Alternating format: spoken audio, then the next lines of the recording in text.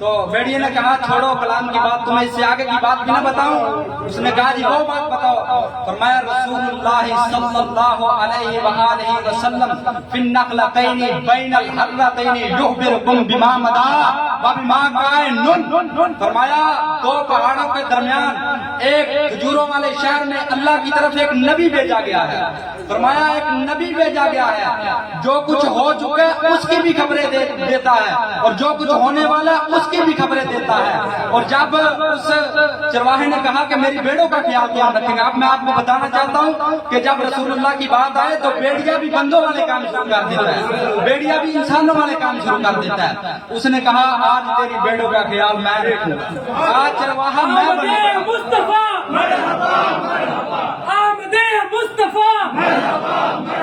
سرکار کی آمد، مدنی کی آمد، پیارے کی آمد، ننھار کی آمد، آقا کی آمد، آقا کی آمد، تاجدار ختم نبوت زندہ باد زندہ باد، تاجدار ختم نبوت زندہ باد زندہ باد، لبیک لبیک لبیک یا رسول اللہ، لبیک لبیک لبیک یا رسول اللہ، لبیک لبیک لبیک یا رسول اللہ، لبیک لبیک یا رسول اللہ۔ بیڑیا کہنے لگا کہ آج میں تیری بیڑوں کو چرواؤں گا۔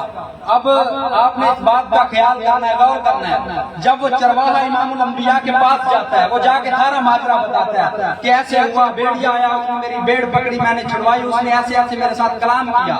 جب رسول اللہ نے یہ سب کچھ سن لیا تو امام الانبیاء نے فرمایا کہ جو باتیں آپ نے مجھے کہی ہیں میں اپنے صحابہ کو بلاتا ہوں، اب سب کے درمیان یہ باتیں سنانی ہے۔ ثابت ہوتا ہے کہ حضور بھی چاہتے ہیں کہ میرا ذکر پوری محفل میں ہو، حضور بھی چاہتے ہیں۔ آپ نے فرمایا صدیق آ جاؤ، عمر آ جاؤ، عثمان آ جاؤ، علی آ جاؤ، سعید آ جاؤ، طلحہ آ جاؤ، سب آ جاؤ۔ اب وہ چرواہا باتیں سنا رہا ہے، بیڑیا آیا، اس نے کلام کیا، اس نے یہ باتیں کی، سارے صحابہ خوش ہو رہے ہیں، سارے صحابہ جھوم رہے ہیں کہ کیا بات ہے، کیا شان ہے۔